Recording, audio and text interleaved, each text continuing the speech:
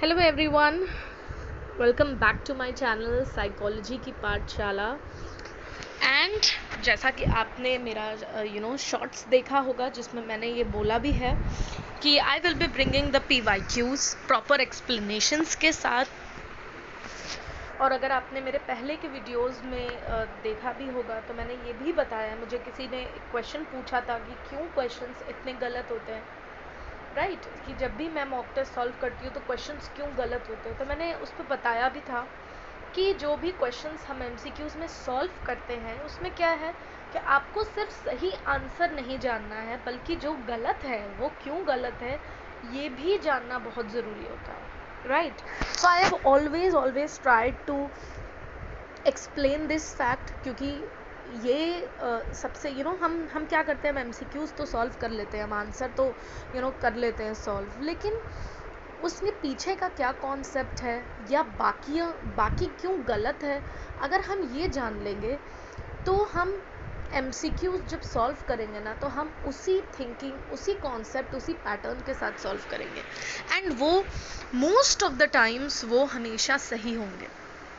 So that is why I have, मैंने MCQ का, अब मैं PYQs की थोड़ी सी सीरीज़ आई ब्रिंग, एटलीस्ट मैं 50 क्वेश्चंस तो 50-100 क्वेश्चंस ज़रूर लेकर आऊँगी, ताकि थोड़ा सा MCQ पहले प्रैक्टिस हो जाए and after that we will start with the lessons and concepts, ठीक है। लेकिन उससे पहले प्लीज़ चैनल को सब्सक्राइब कर लीजिएगा, कमेंट करिएगा, अच्छा लगेगा तो लाइक कर दीजिएगा and do share it with your friends.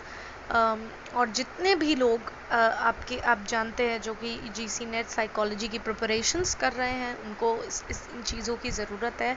Also अगर आपको पेपर 1 में कुछ भी कोई टॉपिक को पढ़ना या डिस्कस करना है, डू कमेंट और I will bring that topic also. So please मेरे चैनल को सब्सक्राइब कर लीजिएगा। हालांकि आपसे बहुत प्यार मिल रहा है, बट सब्सक्राइब करना भी उतना ही ज़रूरी है। So do subscribe my channel. Without wasting any time, let's start with the very first question. The abstract idealized representation that captures an average or typical member of the category of things is referred to as. So, this typical member of the category itself is a very important line। जब हम इसमें से answer की बात करें तो सबसे पहले तो आंसर जान लेते हैं क्या है, कि क्या एक एब्स्ट्रैक्ट, एक तरीके का आइडियलाइज्ड रिप्रेजेंटेशन है जो कहीं ना कहीं एक एवरेज या टिपिकल मेंबर ऑफ कैटेगरी को कैप्चर कर लेता है। इसे क्या कहेंगे? So the correct answer is prototype. Why prototype? क्यों exemplar? Now what is exemplar? तो एग्जाम्पलर ने ये कहा कि एग्जाम्पलर थ्योरी आई थी, एग्जाम्पलर मॉडल आया था। Exemplar word only itself shows an example, एक तरीके का एग्जाम्पल। तो क्या होता है कि जो हमारी ह्यूमन मेमोरी है वो क्या करती है, वो ऑब्जेक्ट्स को असाइन करती है, आइडियाज़ को ब्रॉड कैटेगरीज में असाइन कर लेती है। और जब भी हम किसी नए ऑब्जेक्ट के साथ कन्फ्रंट होते हैं तो हम क्या करते हैं कि हम उस नए ऑब्जेक्ट को अपनी अप्रोप्रिएट कैटेगरी में रख लेते हैं, राइट। जैसे अगर हमारे पास एक कैटेगरी है दैट इज़ ऑफ पिलो, तो अगर हम पिलो जैसा कुछ भी देखेंगे, लाइक अगर हमने कुशन भी देख लिया तो हम उसको उसी कैटेगरी में रख देंगे। Just kind of an example which I am giving, एक तरीके का एग्जाम्पल। तो एग्जाम्पलर थ्योरी या एग्जाम्पलर मॉडल ने ये बोला कि जो ह्यूमन मेमोरी है वो ऑब्जेक्ट से आइडियाज़ को असाइन करता है इनटू ब्रॉड कैटेगरीज, और जब हम किसी नए ऑब्जेक्ट के साथ उसे कन्फ्रंट करते हैं तो हम क्या करते हैं कि उसी नए ऑब्जेक्ट को हम उस एप्रोप्रिएट कैटेगरी में रख पाते हैं। दिस इज द एग्जाम्पलर, ठीक है। बट यहाँ पर ये कह रहा है कि द आइडियलाइज्ड रिप्रेजेंटेशन या typical member of the category of things, it is talking about the member of the thing. तो यहाँ प्रोटोटाइप क्या है कि एन ऑब्जेक्ट, इवेंट या पर्सन, देखो that is held to be the typical of the category. Again इससे ही आपको आंसर मिल गया। एंड कम्स टू रिप्रेजेंट और स्टैंड फॉर दैट कैटेगरी। जैसे प्रोटोटिपिकल बर्ड, अब जैसे एक category, bird is a category. अब बर्ड में जब आपको कोई भी बर्ड दिखेगी तो bird has its beak, birds has this, है ना, उसके विंग्स होते हैं, ये होते, तो ये सारी चीज़ों को जब हम एक आइडियलाइज्ड एब्स्ट्रैक्ट कॉन्सेप्ट, जब हम ये एक रिप्रेजेंटेशन देखेंगे, है ना, तो हम क्या करेंगे, हम उसको एक कैटेगरी दे देंगे of the bird. If I am seeing an object, a person, event जो इसी तरह रिलेटेड है, तो हम उसको क्या कर देंगे, हम उसको ये बताएंगे कि ये इसी कैटेगरी का एक टिपिकल मेंबर है. तो वो क्या हो गया, एक प्रोटोटाइप हो गया. ठीक है. तो आप यहाँ पर हमें एक पर्सन को क्या है, नॉलेज है अबाउट द बर्ड्स, है ना, जिसके साथ एक पर्सन का एक्सपीरियंस हो चुका है, तो वो उसको उसी में कैटेगराइज कर लेगा. Like if you say that dog की ये कैरेक्टरिस्टिक्स होती है, डॉग के 4 लेग होते हैं, डॉग के जो टीथ है वो इतने शार्प होते हैं, it has this, it has, उसका जो डिफरेंट कैरेक्टरिस्टिक्स है. Now whenever I will see any animal और एनीथिंग जो कि इससे रिजेंबल करेगा, तो हम उसको क्या करेंगे, हम कहेंगे कि it is in the category of a dog. तो typical member of the category, तो that will be called a prototype. ठीक है. कंसेप्ट क्या है, mental grouping of similar thing. Concept में क्या होता है कि जब हम सिमिलर थिंग्स की ग्रुपिंग करते हैं, इवेंट्स की, लोगों की, उसको समझने के लिए, उसको अंडरस्टैंड करने के लिए कि वो कैसे हैं, उनका मतलब क्या है और किस कैटेगरी में वो बिलोंग करते हैं. जैसे थिंक ऑफ द कार, तो कार में क्या आएगा, जब हम कार की बात करेंगे तो कार ऐसी होती है, कार की ये कैरेक्टरिस्टिक्स होती है, ब्लैक टायर है, 2 डोर है, 4 डोर है, is it right, is it black, ये सारा एक concept formation, right. So grouping of similar things, that is the concept. And schema is a mental framework. Schema एक कॉग्निटिव फ्रेमवर्क होता है जो कि हमें मदद करता है to organize and interpret the information. ये क्या स्कीमा क्या होगा, शॉर्टकट्स लेने में, मतलब क्योंकि इतनी सारी इंफॉर्मेशन अवेलेबल होती है, तो हम क्या करते हैं कि हम उस स्कीमा को यूज करके जो भी चीज़ें हैं उसको इंटरप्रेट करते हैं, जो हमारे एनवायरनमेंट पे इंफॉर्मेशन होती है. तो स्कीमा वाज अ टर्म. तो schema talks about the mental framework. Schema is a mental framework, basically a cognitive framework, a mental framework. And the terms Bartlett ने स्कीमा दिया था. Who gave the term schemas? So Bartlett gave the word schema. Now the second question. The resolution of Oedipus complex is the main reason for the development of superego. Assertion ये कहता है, and reason क्या है? The resolution of Oedipus complex involves the child's identification with the same gender parent. तो जब assertion reason solve होता है, I must have told इसके पहले वाले वीडियोस में कि जब assertion reasons हम solve करते हैं तो we always use the word because. जब हम इसके बीच में because लगा के सोचेंगे तो this will be an easier thing. तो जैसे resolution of Oedipus complex is the main reason for the development of superego because the resolution of Oedipus complex involves a child's identification with the same gender parent. अब इसका ये क्या है, तो this is true कि both A and R are true and R is the correct explanation of A. Why so? ऐसा क्यों है? क्योंकि पहली बात तो जो फ्राइड का स्टेज उन्होंने दिया था, oral, anal, phallic, latency, genital, right.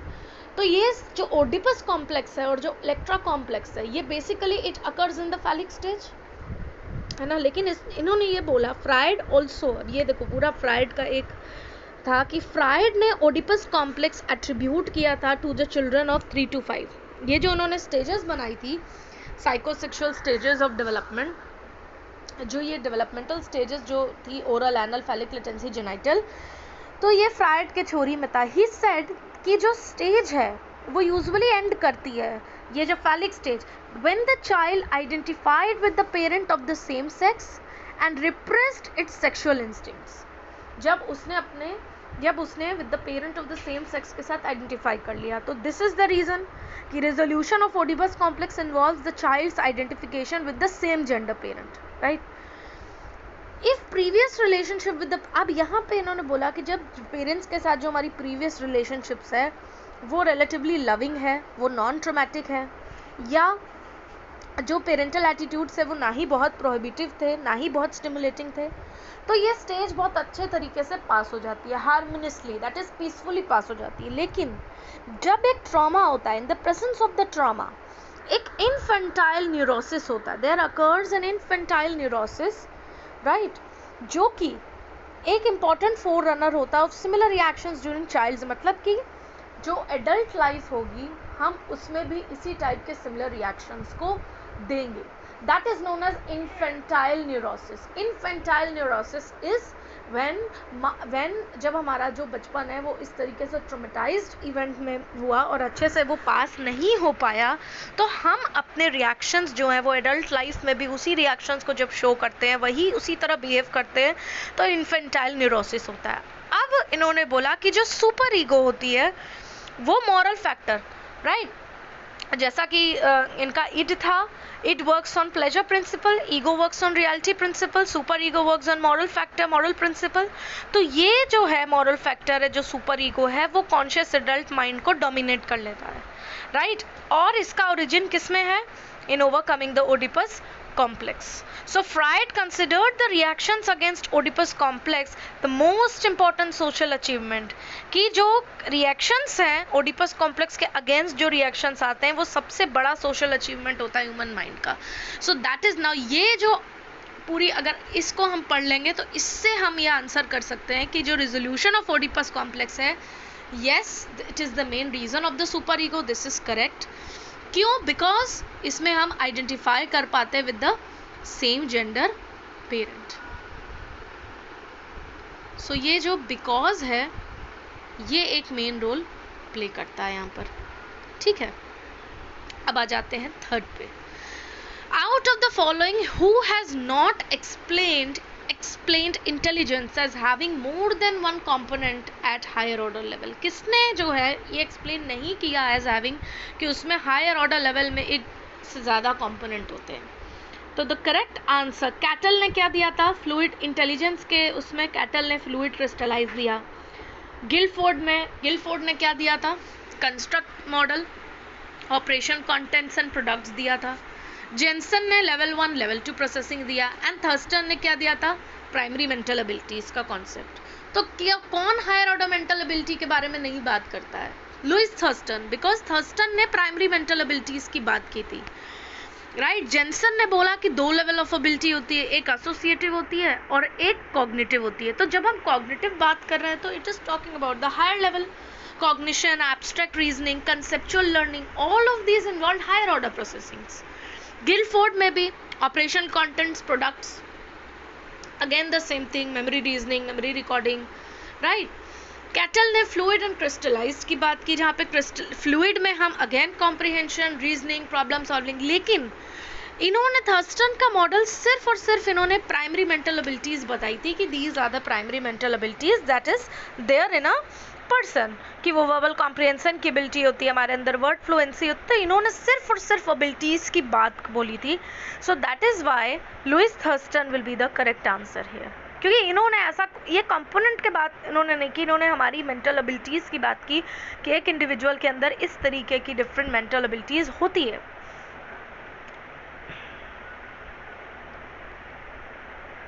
Which part of the brain is responsible for skilled movements? कौन सा पार्ट होता है? तो चलिए आंसर देख लेते हैं। The correct answer will be cerebellum. क्यों सेरेबेलम? बिकॉज सेरेबेलम मूवमेंट से रिलेटेड है। थैलमस क्या है? थैलमस में मोस्टली ग्रे मैटर होता है। ग्रे मैटर का मतलब होता है cell bodies of neuron. Grey matter तो ज़रूर होता है बट इट डजंट मीन कि एक्सॉन, वाइट मैटर नहीं होता। वाइट मैटर में क्या होता है? एक्सॉन्स होते हैं। Why white matter contains axon? क्योंकि माइलिनेटेड सेल्स होते हैं। तो थैलमस मोस्टली ग्रे मैटर है। तो ये क्या है? थैलमस ग्रे मैटर है स्ट्रक्चर डांसन फिलोन का। ये बेसिकली किससे रिलेटेड है? Sleep, regulation of sleep and wakefulness. Thalamus ऐसे तो बहुत सारी चीज़ों, बट थैलमस का जो मेन काम होता है कीपिंग वेक, अलर्ट, स्लीप में बहुत ज़्यादा थैलमस का काम होता है। Otherwise in regulating emotion also, but the most important thing जो इमोशंस में इन्वॉल्व है दैट इज एमिगडाला, राइट। और हिपोकैम्पस मेमोरी के लिए होता है, एमिगडाला इमोशंस के लिए होता है। तो उसी तरह थैलमस सबसे ज़्यादा किस में इंपॉर्टेंट है? In the keeping awakeness, alertness, regulation of sleep and wakefulness. ये स्लीप का आपने पढ़ा होगा, एंड अगर नहीं ना, और ये आपने पढ़ा होगा मेरे स्लीप के जो चैनल है स्लीप का भी मैंने एक वीडियो बनाया है, 2-3 वीडियो है, you can go and watch, उसमें है। प्री फ्रंटल कॉर्टेक्स, अब जैसे कि यहाँ पे एक ऑप्शन क्या है प्री फ्रंटल, तो थैलमस क्या है, नहीं हो सकता, that is why prefrontal cortex basically is cognitions के बारे में। Prefrontal cortex basically cognitive functions में सेंट्रल रोल प्ले करता है, और जो डोपामाइन प्रेजेंट होता है वो कॉग्निटिव कंट्रोल को मॉड्यूलेट करता है, जो हमारे अटेंशन इन्फ्लुएंस करेगा, impulsive inhibition, memory, cognitive flexibility, तो ये इससे रिस्पॉन्सिबल है प्री फ्रंटल कॉर्टेक्स। पॉन्स क्या है, पॉन्स हमारे ब्रेन स्टेम का पार्ट है जो ब्रेन और स्पाइनल कॉर्ड को कनेक्ट करता है। तो ये अनकॉन्शियस प्रोसेसेस जैसे स्लीप वेक साइकिल, ब्रीदिंग, सबसे ज़्यादा most important thing breathing, pons is basically responsible for breathing, ठीक है। ये इंफॉर्मेशन को जो है कैरी करता है सेंसेस से हमारे हेड और फेस तक, और वहीं पर सेरेबेलम जो है वो कोऑर्डिनेशन एंड मूवमेंट के बारे में बात करता है, जो मोटर स्किल से रिलेटेड है, जिसमें हैंड्स एंड फीट इन्वॉल्व होते हैं। तो मेंटेनिंग पोस्चर, बैलेंस, इक्विलिब्रियम, इसके लिए क्या है cerebellum. So that is why the question जो था कि which is responsible for skilled movement, तो स्किल्ड मूवमेंट तो दे दिया, लेकिन अब मूवमेंट किसी भी तरीके का हो, cerebellum is the will be the correct answer. तो ये तीनों नहीं हो सकते, ठीक है। अब आ जाओ next. In the present era of competitive marketing some of the companies are offering door to door sales services. तो इसमें कौन सा रीइंफोर्समेंट शेड्यूल प्रैक्टिस हो रहा है सेल्स एग्जीक्यूटिव से? तो यहाँ पर इसका एक काम करते हैं, सबसे पहले तो इसका एक्सप्लेनेशन देख लेते हैं and then we will come on to the answer. अच्छा सॉरी, ये थोड़ा सा सिस्टम इश्यूज हैं कि ये पहले हो गया, सो चलो पहले एक्सप्लेनेशन देख लो। पहली बात तो पार्शियल स्केड्यूल क्या होता है। पार्शियल स्केड्यूल दो तरीके के होते हैं, एक होता है पार्शियल और एक होता है continuous. So here main partial से इसलिए रिलेशन है क्योंकि ये क्या करता है, ये रीइंफोर्स करता है डिजायर्ड बिहेवियर को ओकेजनली, हर वक्त रीइंफोर्समेंट ना देके, हर वक्त रीइंफोर्समेंट मत can be in any form. हम कोई रिवॉर्ड दे रहे हैं, हम कोई ट्रीट दे रहे हैं, हमने कुछ अच्छा सा कुछ प्लानिंग कर ली, तो इस तरीके का पॉजिटिव्स जो है रीइंफोर्समेंट्स रिवॉर्ड्स स्ट्रक्चर। तो ये पार्शियल जो है वो ओकेजनली रीइंफोर्स करते हैं इसमें, इससे स्लोअर लर्निंग होती है। तो क्योंकि ये इनिशियली थोड़ा ज़्यादा डिफिकल्ट होता है बिहेवियर और रीइंफोर्समेंट के बीच में एसोसिएशन बनाना, ठीक है, लेकिन ये इस तरीके का बिहेवियर प्रोड्यूस करता है जो ज़्यादा रेजिस्टेंट होता है एक्सटेंट, मतलब ये जल्दी एक्सटेंट नहीं होता है, ठीक है। और वो इस होप से काम करते हैं कि कभी ना कभी तो वो रिवॉर्ड होंगे। तो जब हम door to door sales service की बात कर रहे हैं तो इंटरवल शेड्यूल, पहली बात तो इंटरवल और रेशियो शेड्यूल में जो यहाँ पर बात की गई है टाइमिंग एंड फ्रीक्वेंसी से रिलेटेड, कितनी बार मिल रहा है, और इंटरवल मतलब क्या टाइम। तो फिक्स्ड इंटरवल शेड्यूल क्या बोलता है, that exact amount of time passes between each interval मतलब टाइम से रिलेटेड। तो फिक्स्ड इंटरवल क्या है कि एकदम exact amount of time pass हो रहा है हर रीइंफोर्समेंट पर, जैसे कि वीकली को इसके लिए हम स्टडी कर रहे हैं या हमें पेचेक हर 2 वीक्स पर मिल रहा है, तो ये एकदम exact amount of time pass हो रहा है हर रीइंफोर्समेंट के बीच में। वेरिएबल इंटरवल क्या कहता है कि अलग अलग तरीके का टाइम हर रीइंफोर्समेंट में पास हो रहा है, जैसे हमने वीडियो गेम जीत लिया, हम ईमेल्स, तो एक अलग अलग तरीके का, हमें जब मन आएगा हम जो है ईमेल हम चेक कर सकते हैं। वीडियो गेम जो है हर वक्त तो हम नहीं जीतेंगे। उसी तरह शेड्यूल्स के फिक्स्ड रेशियो मतलब रीइंफोर्समेंट जो है इसमें रेस्पॉन्सेस से बात होती है। फिक्स्ड रेशियो मतलब कि फिक्स्ड नंबर ऑफ रेस्पॉन्सेज में अकर हो रहा है, the reinforcement is occurring after the fixed number of response. लेकिन वेरिएबल मतलब कि वेरिंग नंबर, अलग अलग रेस्पॉन्सेज पे कभी भी रीइंफोर्समेंट मिल सकता है। तो जब हम डोर टू डोर सर्विसेज की बात कर रहे हैं तो door to door service is talking about the variable ratio. Variable ratio क्यों? क्योंकि यहाँ पे वेरिंग नंबर ऑफ रेस्पॉन्स के बाद ही रीइंफोर्समेंट मिल रहा है। मतलब जब हम लॉटरी खेलते हैं तो लॉटरी में हम कभी कभी जीत रहे होते हैं, door to door sale service में हमें पता नहीं है कि हम कितने लोगों को कन्विंस कर पाएंगे, कितने लोगों को नहीं कर पाएंगे। राइट, नंबर ऑफ कितने, जैसे यहाँ पे number of shots to score a goal, अब हम यहाँ पे हमें कितने शॉट्स चाहिए उस पर्टिकुलर पर्सन, उस पर्टिकुलर कस्टमर को हमारे लिए हमारे सामान खरीदने में कन्विंस हो जाने के लिए कितना चाहिए शॉट्स, ये हमें नहीं पता। तो वेरिएबल मतलब रीइंफोर्समेंट अकर्स आफ्टर कि अगर आपने इतनी मतलब इतना आपने कन्विंस अगर इतने कस्टमर्स को किया तो इतना फिर आपको रीइंफोर्समेंट मिलेगा, क्योंकि हर कस्टमर के बाद तो रीइंफोर्समेंट नहीं मिलता है, दे गेट इंसेंटिव्स कि अगर इतने लोगों को कन्विंस कर लिया तो ये मिलेगा। तो ये वेरिएबल रेशियो, ये क्या फॉलो कर रही है, variable ratio. So that is why the correct answer will be variable ratio. I hope कि आपको क्लियर हुआ होगा, ठीक है। Which of the following is the most effective in conditioning? अब कंडीशनिंग तो मतलब इसमें तो कोई गुंजाइश ही नहीं है किसी बात की, बिकॉज ये मैंने बहुत ही अच्छे से क्लासिकल कंडीशनिंग का लेक्चर लिया था और उसमें बहुत ही अच्छे से आई हैव एक्सप्लेन्ड कि सबसे मोस्ट इफेक्टिव क्या कौन सी होती है। तो मैं बिना आंसर देखे आप अगर आंसर कर पा रहे हैं तो इसका मतलब कि आपको मेरा लेक्चर अच्छे से समझ आया, आपको क्लासिकल कंडीशनिंग अच्छे से समझ आ चुकी है। और अगर आप नहीं कर पा रहे हैं तो मेरा वीडियो अगर आपने नहीं देखा है तो जाके आप उसको ज़रूर देखिएगा। सो the correct answer will be delayed conditioning. क्या है डिलेड कंडीशनिंग? तो इसको मैं जो है नहीं बताऊंगी, because I want you all to study the entire conditioning, क्योंकि मैंने पूरा इसमें वीडियो अपलोड किया है। तो इसमें छोटा मत जानो, इसमें सारा जानो, बिकॉज बहुत ज़रूरी है classical conditioning by Ivan Pavlov. So go and watch my video, पूरा अच्छे से क्लियर हो जाएगा। एंड उसके बाद जब आप इस क्वेश्चन को ज़रूर स्क्रीनशॉट ले लेना, नोट कर लेना। उसके बाद जब आप यह क्वेश्चन सॉल्व करोगे तो आप आसानी से इसको कर पाओगे। Okay, so which of the concepts are related with Cattell's theory of personality? क्या क्या है डायनामिक? अब पहले तो कैटल की ये चारों जो कैटल ने थ्योरी है, ये तो पूरी थ्योरी बताना इम्पॉसिबल है इस वक्त इसमें, लेकिन इन्होंने डायनामिक लैटिस बताया था। क्या होता है दिस आई विल डिस्कस, इसके बाद वाली पीपीटी स्लाइड में है। स्पेसिफिकेशन इक्वेशन भी उन्होंने बताया था, और अर्ग्स भी, अर्ग सेंटिमेंट एटीट्यूड भी कैटल ही का था। लेकिन ऑर्थोगोनल रोटेशन कैटल ने नहीं दिया था, बिकॉज ऑर्थोगोनल रोटेशन जो है वो रिसर्च का पार्ट है, फैक्टर एनालिसिस का पार्ट है। एंड ये orthogonal rotation talks about the uncorrelated factors, और ऑब्लिक रोटेशन कोरिलेटेड फैक्टर्स के बारे में बात करता है। तो orthogonal rotation does not even, ये कैटल की थ्योरी में कहीं पर भी नहीं है, क्योंकि ये फैक्टर एनालिसिस का एक हिस्सा है। सो the correct answer will be 1, 2 and 4, 3 नहीं है। अब देखो ये 3 ऑप्शन है, तो ये तो बिल्कुल ही नहीं हो सकता, और 2 और 4 इसलिए नहीं होगा क्योंकि डायनामिक लैटिस भी उन्होंने दिया था। तो पहले बात तो कैटल की ट्रेट में थोड़ा सा ये जान लेते हैं कि सरफेस और सोर्स ट्रेट्स इन्होंने जो दिए थे वो क्या है एग्जैक्टली। तो सरफेस ट्रेट जो होता है, सरफेस ट्रेट में क्या है, द बिहेवियरल कैरेक्टरिस्टिक्स जो है, जितनी भी बिहेवियरल कैरेक्टरिस्टिक्स है, ये सारी एक साथ इट हैंड्स टुगेदर, है ना। जैसे कि मान लो हमने कह दिया the ability to concentrate, inability to concentrate, indecisiveness, restlessness, ये सारा एक क्लस्टर फॉर्म करता है एक सरफेस ट्रेट ऑफ न्यूरोटिसिज्म।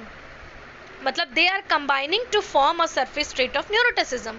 तो न्यूरोटिसिज्म एक सरफेस ट्रेट हो गई, और इसके अंदर क्या है, ये सरफेस ट्रेट है मतलब ये सारा जो है कंसंट्रेट, इनएबिलिटी टू कंसंट्रेट करना, ये करना, वो सारी ये क्या है, they cluster together to form the surface trait of neuroticism. तो neuroticism is a surface trait, क्योंकि न्यूरोटिसिज्म की जो ट्रेट है वो हम कैसे ऑब्जर्व कर पा रहे हैं, ये सारे एलिमेंट से जो एक साथ जाते हैं, ये किसी सिंगल फैक्टर, किसी सिंगल एलिमेंट से नहीं आ रहा है, राइट।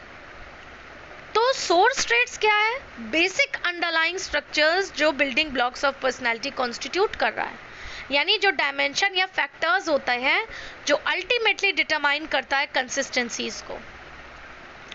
ये जो सोर्स ट्रेट्स है ये डीपर लेवल पर एग्जिस्ट करती है, ठीक है। तो अभी इतने शॉर्ट से जान लो कि सरफेस और सोर्स क्या होता है।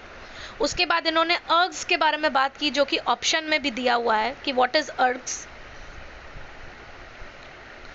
अर्ग्स are the constitutional dynamic source जो हेरिडिटी से डिटरमाइन होता है। अर्ग्स क्या है, डायनामिक सोर्स ट्रेट जो कि हेरिडिटी से डिटरमाइन होता है।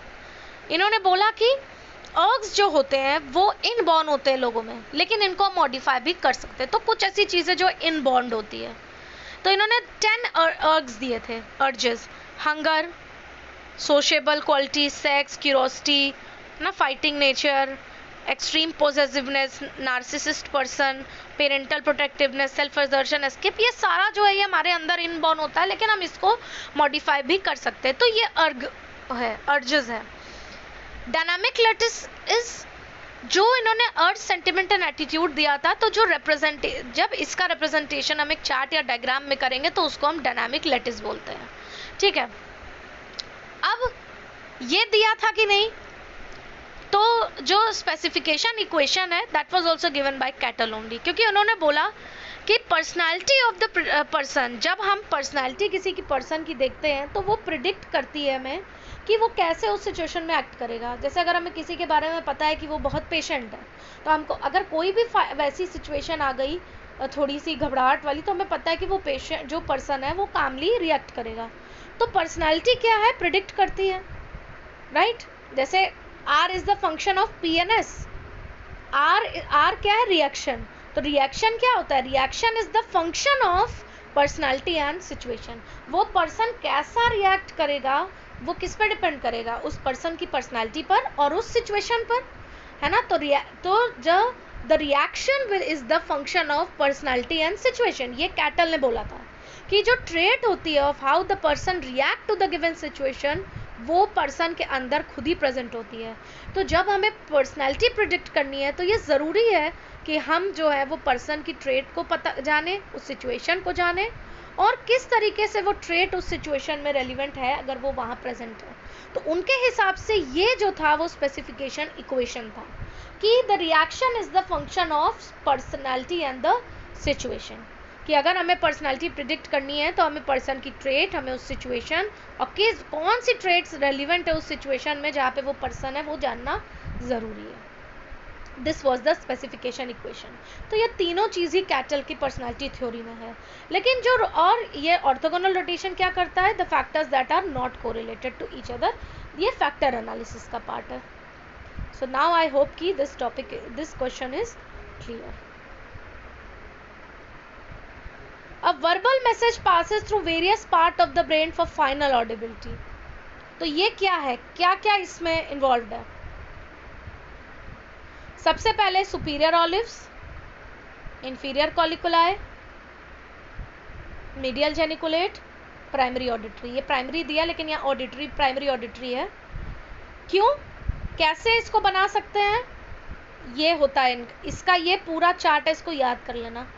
ये this is the entire process कि सबसे पहले वो ऑडिटरी नर्व सिनैप्स पे जाएगा, देन वो कॉक्लियर न्यूक्लियाई पे जाएगा, then superior olives, lateral lemniscus, inferior colliculi, medial geniculate, primary auditory. तो ये इसका करेक्ट है।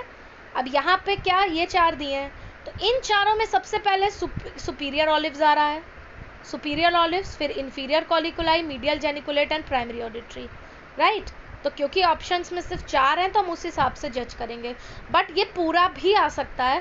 तो the first is auditory nerve, this, then cochlear nuclei, superior olives, lateral lemniscus, inferior colliculi, medial geniculate and primary auditory. ये correct इसका पूरा वो है, ऑडिटरी का प्रोसेस है। Now which of the scale is not found in INSEC's EPQ? इसमें बहुत ही direct question है, इसमें कोई एक्सप्लेनेशन की ज़रूरत नहीं है। द आंसर इज 3 and 4, क्योंकि INSEC के EPQ क्वेश्चनर में साइकोटिसिज्म एंड लाई स्केल पाई जाती है, बट मैक्री कोस्टा मैक्री का 5 जो फैक्टर पर्सनालिटी क्वेश्चन है, नियो PI रिवाइज्ड जो उन्होंने दिया था, that means neuroticism, extraversion, openness to experience, agreeableness and conscientiousness, ये कोस्टा मैक्री का 5 फैक्टर ये था इनका, ठीक है, नियो PIR पूरा। और आइंसेक EPQ में आपको साइकोटिसिज्म और लाई स्केल दोनों मिलेगी, बट कोस्टा मैक्री पे साइकोटिसिज्म भी नहीं है ना, और लाई स्कोर भी नहीं है। और जो लास्ट क्वेश्चन है वो क्या है, the long term memory system allows us to retain vast amount of information for very long period of time. बिल्कुल सही बात है कि लॉन्ग टर्म मेमोरी सिस्टम जो है हमें अलाउ करता है कि हम इंफॉर्मेशन को काफ़ी ज़्यादा वक्त तक रख सकें, तो A is true. Only information subjected to elaborative rehearsal और deep processing is transfer to long term memory. ये भी बिल्कुल सही है. तो इसका आंसर तो ये बिल्कुल सही है, क्योंकि एलैबोरेटिव रिहर्सल जब होगी, जब डीप प्रोसेसिंग होगी, जब हम कॉन्सेप्ट को समझेंगे, हम तभी उसको ज़्यादातर याद कर सकते हैं. इसीलिए यूजीसी नेट साइकोलॉजी एग्जाम में भी जब आप कॉन्सेप्ट्स को समझेंगे, जब आप ज़्यादातर उसको देखोगे, अंदर तक उसको हर चीज़ को समझोगे, तभी आप उसको याद कर पाओगे आगे तक के लिए. अगेन यहाँ पे बिकॉज लगा के देख लो. बिकॉज लगाएंगे जब हम ना, तो लॉन्ग टर्म मेमोरी जो है वो अलाउ करती है हमें to retain vast amount of information for very long period of time, because only information subjected to elaborative rehearsal और deep processing is transfer to long term memory. ठीक है, क्योंकि यहाँ पे एलैबोरेटिव रिहर्सल, ये देखो ये क्या है, ये मॉडल यहाँ से अगर आप देखो तो ये सेंसरी मेमोरी है. जब हम सेंसरी मेमोरी अटेंड करते हैं तो वो शॉर्ट टर्म मेमोरी जाता है, लेकिन जब हम एलैबोरेटिव रिहर्सल करते हैं तभी वो लॉन्ग में जाता है. यहाँ पे हम मेंटेनेंस रिहर्सल कर सकते हैं.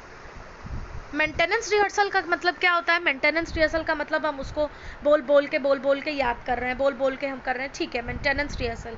लेकिन जब हमने बोलना छोड़ दिया तो डीके हो गया, फॉरगेटिंग हो गई, डीके थ्योरी है ना, फॉर फॉरगेटिंग. लेकिन एलैबोरेटिव रिहर्सल का मतलब क्या होता है? जब हम एलैबोरेटिव रिहर्सल करेंगे तब वो permanent storage up to life time जाएगा. यानी जब हम उसको पूरी तरीके से समझेंगे, पूरी तरीके से उसको कॉन्सेप्ट्स को हमें पता है, सारा कुछ उसकी processing, cognitive functioning at a higher level उसको करेंगे, तभी वो लॉन्ग टर्म मेमोरी में जाएगा. ठीक है, ये डायग्राम अगर आप एनसीईआरटी की बुक में देखोगे ना, तो ये डायग्राम एनसीईआरटी की बुक में है बेसिकली, जो ये बता रहा है कि इलैबोरेटिव रिहर्सल जो है तब जाके ये लॉन्ग टर्म मेमोरी में जाता है. ठीक है, सो ये जो पूरा जो अभी तक 1 to 10 क्वेश्चंस जितने भी आपने देखे हैं, ऑल ऑफ दीज, ये सारा बता रहा है. भले ही 10 क्वेश्चन है, लेकिन इस 10 क्वेश्चन में भी तो बहुत कुछ है. बहुत कुछ है कि आपको क्लासिकल कंडीशनिंग आनी चाहिए, आपको कोस्टा मैकरी का 5 फैक्टर थ्योरी आप उनकी पढ़ी है जो उन्होंने दिया, आपने आइंसैक ने जो थ्योरी दिया है ना, कैटल की पर्सनालिटी थ्योरी, इंटेलिजेंस थ्योरीज याद करना. So all of these are important things, है ना. देखो, वर्किंग मेमोरी मॉडल पढ़ो, ये सारा कुछ है.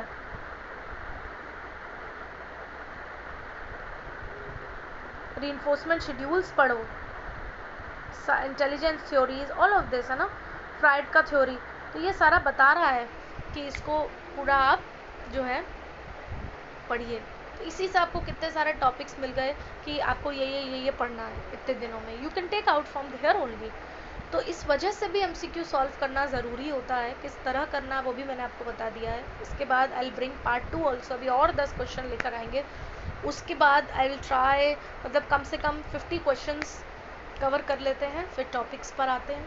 तो ज़्यादा पढ़ने में भी अच्छा लगेगा. एंड है ना, कमेंट करके बताना कैसा लगा, क्या टॉपिक ज़रूरी आपको पढ़ना है. That also I will try my level best to bring it. ठीक है, सो रिक्वेस्ट है. ऐसे तो बहुत लोगों ने बहुत सारे व्यूज़ आते हैं, बहुत लोग देख रहे हैं मेरे चैनल को, बट प्लीज़ थोड़ा सा सब्सक्राइब भी कर दीजिए, right. So yes, all the best.